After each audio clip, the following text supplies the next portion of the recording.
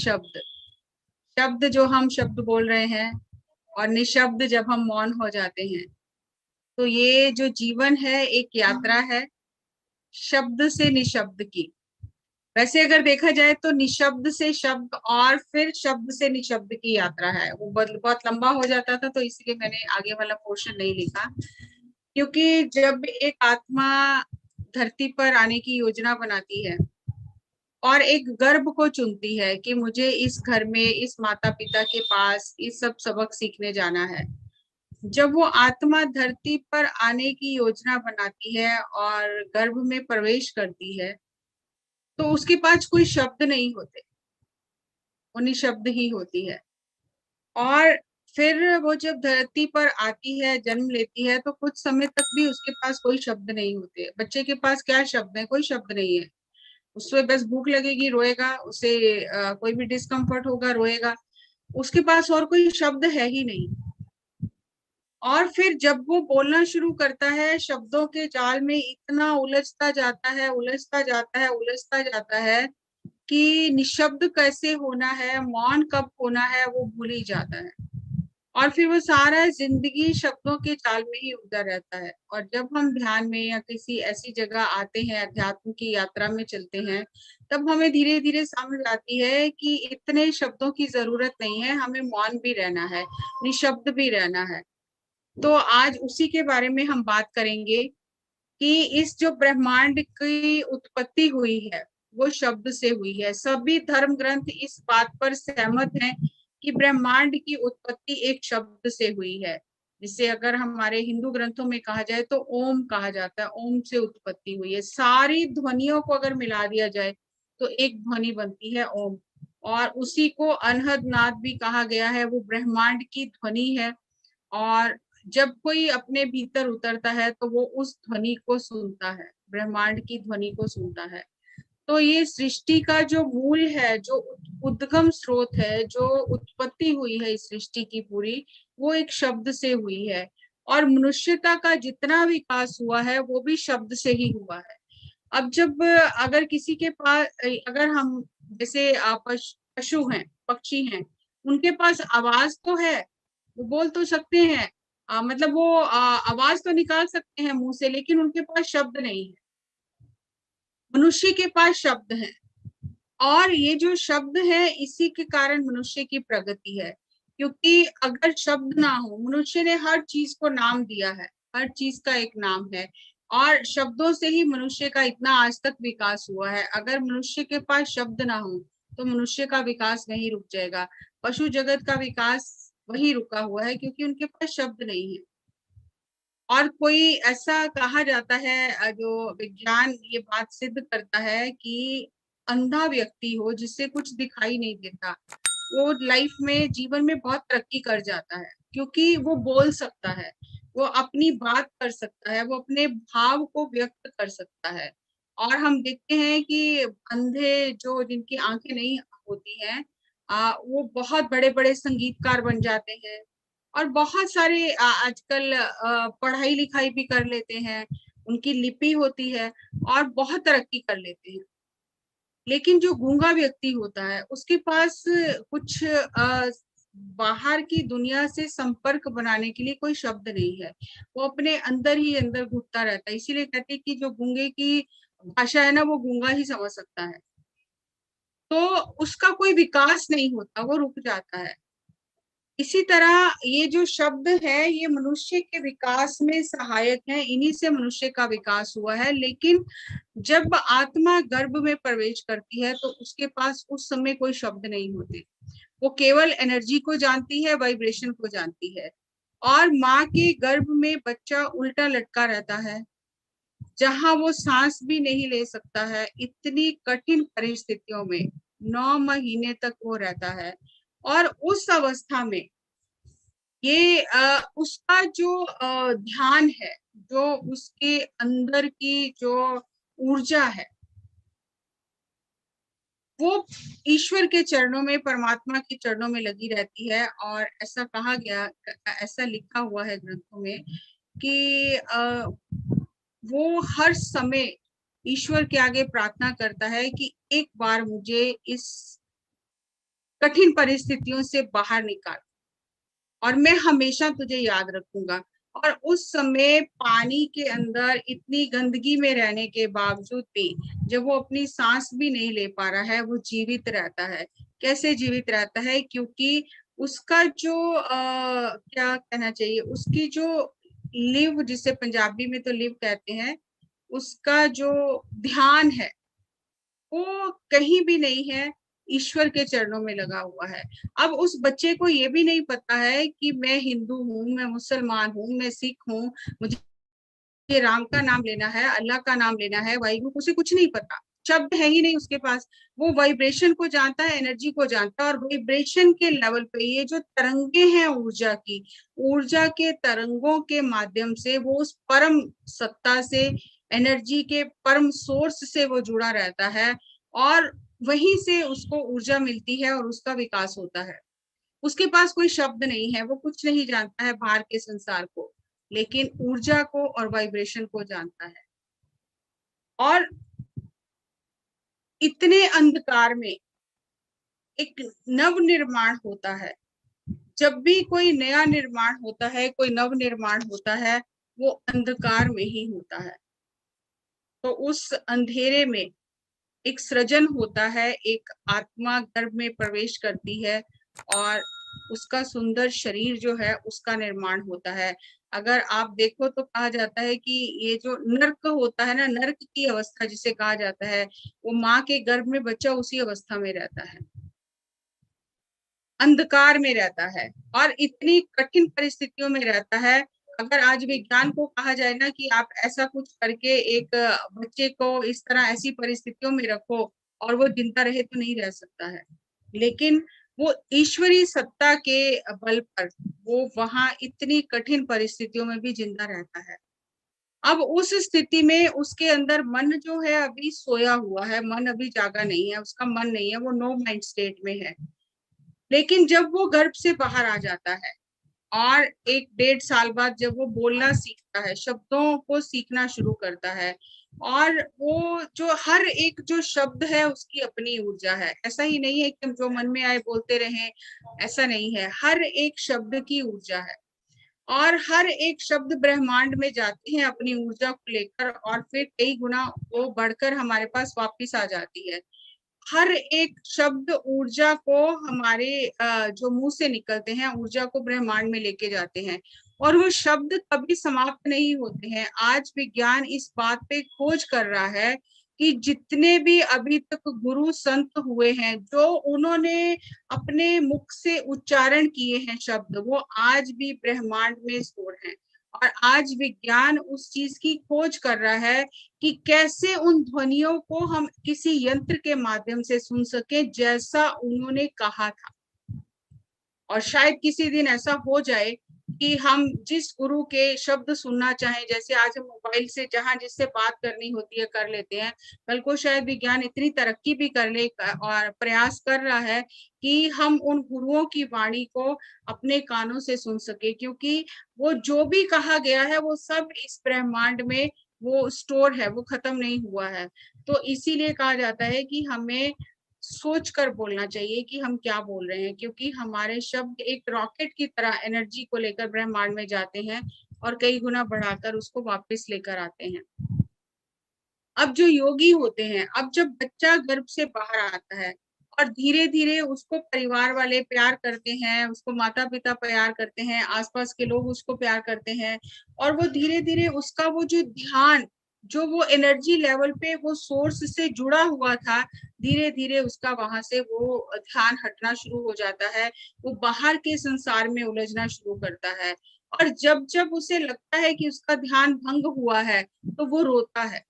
आज तक विज्ञान को इस बात का पता नहीं चला कि बच्चा कब तो क्यों रोता है, और कुछ भी नहीं है, बिल्कुल सही है, भूखा भी नहीं है, कोई डिस्कम्फर्ट भी नहीं है, फिर वो अचानक क्यों रोने लग जाता है, और क्यों अचानक हंसने भी लग जाता है, मुस्कुराने लग जाता है। लेकिन योगिक साइंस ये कहती है, योगियों ने इस बात का जवाब दिया है कि जब जब बच्चे को लगता है कि वो बिछुड़ गया है उस परम सत्ता से, तो वो रोने लग जाता है। और जब जब उसे वो फिर वो अपना कनेक्शन फील होता है उस परम सत्ता के साथ में, तो वो मुस्कुराने लग जाता है, वो हंसने लग जाता है। अब वो बच्चे को जब ये महसूस होता है कि वो दूर हो गया है उस एनर्जी से, उस सोर्स से दूर हो गया है, वो रोने लग जाता है। अब जो योगी हैं वो उसी स्थिति में जाने के लिए प्रयास करते हैं, ध्यान साधना करते हैं, क्योंकि अब हम शब्दों के जाल में उलझ गए। हमने बहुत कुछ दुनिया से सीख लिया, दुनिया से बहुत कुछ ले लिया और उसी जाल में हम उलझ गए।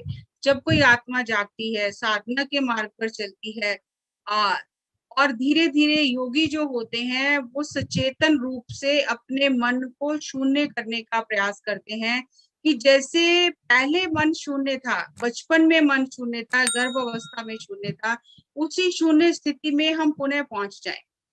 और आजकल की भाषा में कहें तो जैसे हम अपने फोन को फ्लाइट मोड में डाल देते हैं कि वो कोई सिग्नल रिसीव ना करे कहीं से भी, ऐसे ही योगी अपने मन को उस फ्लाइट मोड में डाल देते हैं कि बाहर की कोई भी तरंगों को वो ना ग्रहण करे और वो अपने भीतर गहरे उतरते जाए, और वो उसी स्थिति को प्राप्त करना चाहते हैं जो उन्होंने समाधि का स्वाद गर्भ अवस्था में चखा है। हर एक आत्मा उस समाधि के स्वाद को गर्भ अवस्था में अनुभव करती है, और फिर उस समाधि स्थिति को पाने के लिए सारा जीवन वो प्रयास करती रहती है कि एक बार मुझे वापस वो स्थिति मिल जाए। उसके लिए इंसान पूजा पाठ करता है, मंदिरों में जाता है, गुरुद्वारों में जाता है, लेकिन उस खोज के पीछे, उस खोज के पीछे जो उसका समाधि का अनुभव है वो उसे लेकर जाता है कि वो वापस उस अनुभव को प्राप्त करे। क्योंकि जब उसने गर्भ में उस स्थिति को अनुभव किया, समाधि स्थिति को अनुभव किया, उस वक्त वो बेहोशी की हालत में था, क्योंकि मन नहीं था, उसे कुछ भी होश नहीं है, लेकिन वो आत्मा के अंदर वो मेमोरी स्टोर है कि उसने किस स्थिति को अनुभव किया। और जब योगी जो होते हैं वो सचेतन रूप से उस स्थिति को अपने मन को शून्य करके, निशब्द करके, ये शब्दों के जाल से मन को फिर पुनः निकालकर नो माइंड स्टेट, शून्य स्थिति में जाकर उस समाधि स्थिति को जागृत अवस्था में अनुभव करना चाहते हैं। और जब वो साधना करते हैं वो पुनः उस अवस्था को प्राप्त कर लेते हैं, और जो ये शब्द से निशब्द तक की यात्रा में कामयाब हो जाता है, सफल हो जाता है, जिसको अपने मन को शब्दों से मुक्त करना आ गया, विचारों से मुक्त करना आ गया, और जो समाधि में उतर गया, तो उसकी जो यात्रा है वो पूर्ण हो जाती है।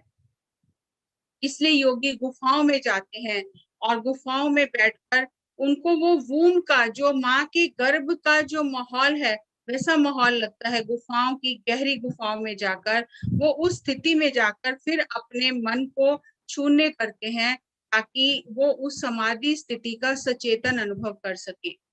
इसीलिए कहा गया है कि बी लाइक अ चाइल्ड। बच्चे का मतलब क्या है कि बच्चा बन जाए, तो ऐसा तो नहीं है कि अब इतने बड़े हो गए तो बच्चे बन जाएंगे। मन से बच्चे बनना है। मन से बच्चे कैसे बनना है कि वर्तमान क्षण में रहना है, नो माइंड स्टेट में रहना है, विचारों से मुक्त रहना है और शब्दों से मुक्त रहना है। जब जरूरत हो तब सोचें, जब जरूरत नहीं है तब ना सोचें। नो माइंड स्टेट में जितना हम शून्य स्थिति में रहेंगे उतना हम वर्तमान पल में रहेंगे, क्योंकि बच्चे के पास कोई भविष्य नहीं है, बच्चे के पास कोई भूतकाल नहीं है, वो वर्तमान पल में हमेशा खुश रहता है।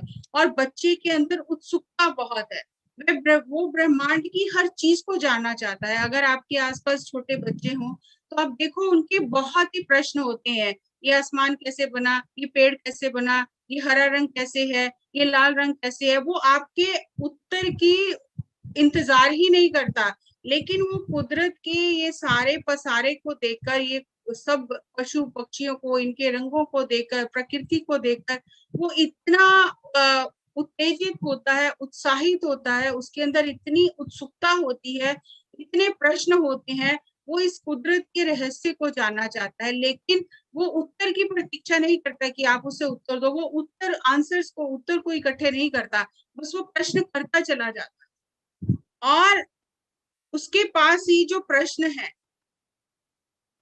ये प्रश्न बिना किसी उत्तर की अपेक्षा के हैं। बस उससे वो प्रकृति को देखकर वो प्रश्न उसके स्वाभाविक रूप से उठते हैं। मैं कहाँ से आया हूँ, ये सब चीजें कहाँ से आई हैं, ये कहाँ चली जाएंगी, वो उसके प्रश्न उसके अंदर चलते रहते हैं। वो प्रकृति की सुंदरता को देखकर, प्रकृति को देखकर वो प्रसन्न होता रहता है, क्योंकि वो वर्तमान क्षण में रहता है और वो हमेशा उस डिवाइन विजडम से, वो दिव्य ज्ञान से जुड़ा हुआ है।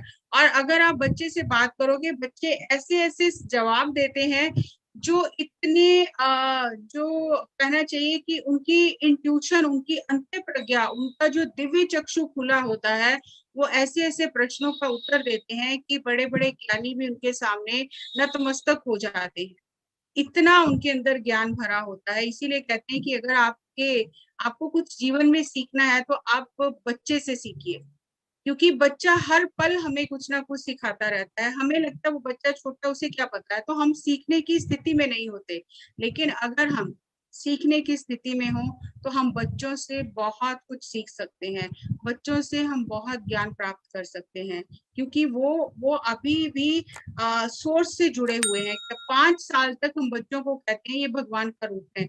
जब वो भगवान का रूप है तो उनके पास वो भगवान का पूरा भरपूर ज्ञान है। और अगर हम लेने की स्थिति में हैं तो हम बच्चों से वो ज्ञान हासिल कर सकते हैं। वो ऊर्जा, वो प्रेम जिससे वो जुड़े हुए हैं, हम भी ले सकते हैं उनसे। बच्चा जो है वो गॉड स्टेट में कैसे है, बच्चों को हम क्यों भगवान का रूप कहते हैं? क्योंकि ये आज जो बातें हमारे ग्रंथों में लिखी गई हैं, वही बातें आज विज्ञान हमें सिद्ध करके बता रहा है कि जो बच्चा होता है वो जन्म से लेकर 24 महीने तक उसकी जो ब्रेन की, जो मस्तिष्क की स्थिति होती है, वो डेल्टा स्टेट में होता है। डेल्टा स्टेट में मतलब उसको 3-4 विचार कोई आते हैं, उसको कोई विचार नहीं आते हैं। 3 से 4 विचार मतलब ये डीप समाधि की, डीप स्लीप की स्टेट है, डीप समाधि की स्टेट है। और बच्चा 2 साल तक उसी समाधि अवस्था में रहता है। उसके बाद 2 साल से 6 साल तक धीरे धीरे उसका जो मन है वो एक्टिव होना, बनना शुरू होता है और वो थीटा स्टेट में आ जाता है। थीटा स्टेट में वो आसपास को देखकर कुछ कुछ उसके विचार चलने लग जाते हैं। और 6 साल से 12 साल की जो स्थिति होती है वो अल्फा स्टेट में आ जाता है। उसका लॉजिकल माइंड बनना शुरू हो जाता है। अब उसके जो प्रश्न होते हैं वो उन प्रश्नों के उत्तर ढूंढना चाहता है। 6 साल की उम्र में वो किसी के उत्तर की प्रतीक्षा नहीं करता, लेकिन जैसे जैसे लॉजिकल माइंड डेवलप होता है तब वो उत्तर ढूंढना चाहता है, उत्तर पाना चाहता है। और 12 साल से ऊपर जब उम्र हो जाती है तो वो बीटा स्टेट में रहता है। उसका लॉजिकल माइंड डेवलप हो जाता है, ऐसा क्यों है, ये क्यों है, एनालाइज करने लग जाता है, चीजों को याद रखने लग जाता है। और फिर जो उसका जो ब्रेन वेव का, जो उसका थॉट पैटर्न है, जो उसके विचार बहुत ज्यादा चलने लग जाते हैं, तो वो बीटा स्टेट में आ जाता है। और यहाँ पर उसके विचार 30 से 40 विचार उसको पर सेकंड हैजर्ड आते हैं। तो इसीलिए वो डेल्टा और थीटा स्टेट में जब हम ध्यान में चले जाते हैं तो हमारी बहुत ही फास्ट हीलिंग हो जाती है। अभी जैसे आपने एक्सपीरियंस सुना कि उनकी हीलिंग हो गई। कैसे हीलिंग हो गई? कि जो इतना अशांत मन था, विचारों से भरा हुआ मन था, जो हमेशा बीटा स्टेट में रहते थे, सोचते ही रहते थे, वो धीरे धीरे अल्फा स्टेट में गया। और गहराई में ध्यान से जाने से वो थीटा स्टेट में चला गया। और जब थीटा स्टेट में, यानी कि विचार जो हमारे होते हैं उनका साइकिल कम हो जाता है, तो हमारी हीलिंग हो जाती है बॉडी की ऑटोमेटिकली। और अगर और ज्यादा विचार कम हो जाते हैं तो हम समाधि स्थिति में पहुंच जाते हैं। और इसीलिए जो लोग ध्यान करते हैं बीच बीच में उन्हें वो समाधि का अनुभव होता है कि पता नहीं हम कहाँ चले गए थे, हमें अपने शरीर का भी पता नहीं चला, कोई विचार भी नहीं आ रहा था, सांस का भी पता नहीं चला। तो बीच बीच में उन्हें वो समाधि वाली स्थिति जो है आती रहती है। तो इसीलिए ध्यान करने से हम बीटा से अल्फा, अल्फा से थीटा और थीटा से डेल्टा स्टेट में पहुंच जाते हैं। डेल्टा स्टेट या तो बहुत गहरी नींद की स्थिति है या ये ध्यान की, समाधि की अवस्था है। तो इसीलिए कहा जाता है कि बच्चे की भांति हो जाओ, यानी अब जो सोचना है, जितना प्रेजेंट मोमेंट में सोचना जरूरी है बस उतना ही सोचे, ना ज्यादा पास्ट में जाए, ना ज्यादा फ्यूचर में जाए। तो बच्चे की भांति अगर हमारा मन शून्य रहेगा, विचारों से मुक्त रहेगा, शब्दों से मुक्त रहेगा, तो हम हमेशा उस आनंद को अनुभव करेंगे जिस आनंद को बच्चा अनुभव करता है। और जितना हमारा मन शांत होगा उतना हम ब्रह्मांड के ज्ञान को हासिल कर पाएंगे। जो हम कहते हैं कि इतना ज्ञान ब्रह्मांड के कण कण में भरा हुआ है, लेकिन हमें क्यों सुनाई नहीं देता? क्योंकि हमारे अंदर बहुत शोर है। जितना हम अपने मन को शांत करेंगे ध्यान में, उतना हम उस ज्ञान को ग्रहण कर पाएंगे, उस ज्ञान को ले पाएंगे। तो हम ध्यान में अपने मन को शांत करें और हम अपने मन को ये शब्दों के जाल से भी मुक्त करें।